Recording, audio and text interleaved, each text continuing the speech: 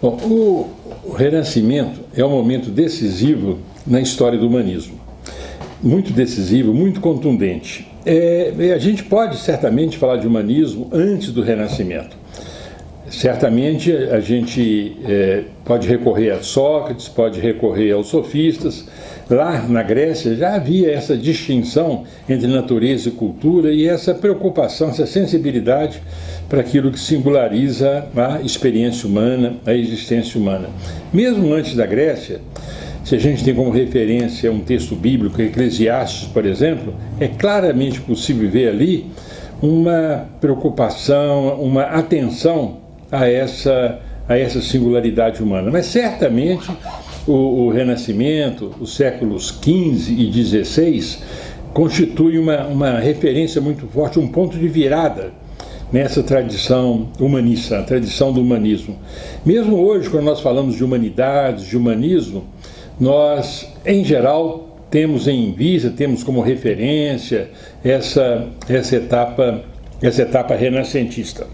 O Renascimento começa um mundo no Renascimento, um horizonte aberto no Renascimento, e nós pertencemos ainda a esse horizonte, ainda é o nosso horizonte, pelo menos em parte é o nosso horizonte. Bom, mas por que o Renascimento deve ser visto com esse cuidado?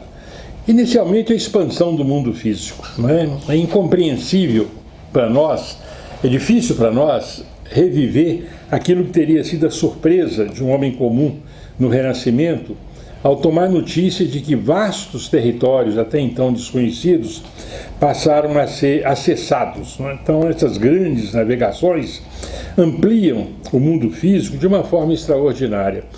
Outro episódio muito característico, muito cheio de consequências, é a invenção da imprensa. Não só a invenção da imprensa por si só já seria significativa, mas o acesso aos livros, o acesso ao saber, o acesso aos textos que essa invenção proporciona. A consolidação dos Estados nacionais, tudo faz dessa época uma novidade radical, radicalizada na experiência humana, na história humana. Se isso ocorreu no campo físico, a gente pode falar também de ocorrências no campo espiritual. Por exemplo, a explosão das artes, né? Da pintura, da escultura, da arquitetura, as cisões no interior da cristandade, com o rompimento de Lutero, as mudanças no campo das ciências da natureza, essas ciências que emergem. Então há um mundo novo. Né? O Renascimento é um mundo novo. Diante dessas transformações, quais são as consequências para o nosso tema, o tema do humanismo? Bom, a imagem do homem se alterou. A imagem que a humanidade fazia de si mesmo se alterou. Não só há uma alteração evidente, não poderia deixar de haver, mas há um sentimento novo, isso é que é importante, há um pathos novo, um novo modo de estar na existência, e que é exemplificado, que é caracterizado por essa percepção do domínio do mundo, um domínio novo do mundo natural e possivelmente um domínio novo do mundo humano. Nós saímos de uma época onde o humano estava, vou exagerar na expressão, um pouco subordinado, um pouco próximo demais a Deus. É que agora há uma distância. Essa distância permite o aparecimento de um espaço propriamente humano. E nesse espaço propriamente humano, há um sentimento generalizado de autoconfiança, um sentimento generalizado de que um passo novo estava sendo dado, e esse passo novo indicava uma confiança, uma grande confiança na experiência humana. Tem um texto muito famoso nessa época, Discurso sobre a Dignidade Humana, de um filósofo italiano chamado Pico della Mirandola. Nesse texto, ele diz o seguinte, que na criação, cada um dos animais recebeu um dom, recebeu uma característica que lhe bastava para a sobrevivência. Mas depois de ter esgotado os instrumentos na criação dos demais animais, Deus se viu em dificuldades com relação ao homem. Então, o que foi dado ao homem? Foi dado ao homem a possibilidade de se esculpir. É como se esse vazio decorrente da natureza fosse compensado por uma potência nova, que é essa potência de ser escultor de si próprio. Então, ao homem passa a caber essa possibilidade de esculpir a si próprio, de construir a si próprio. Isso é uma espécie de emblema da modernidade que está começando. Isso é típico do Renascimento, uma confiança muito grande e um sentimento muito grande de que o homem passa a ocupar domínios que até esse momento estavam, de uma forma ou de outra, interditados a ele. Há dívidas do Renascimento com relação à Idade Média, e não se trata de uma época onde Deus tenha sido relegado a um segundo plano. Pelo contrário, o que ocorre é uma conquista de um espaço propriamente humano. Daí essa frequência com que a gente usa o termo humanismo para caracterizar esse momento da história da cultura.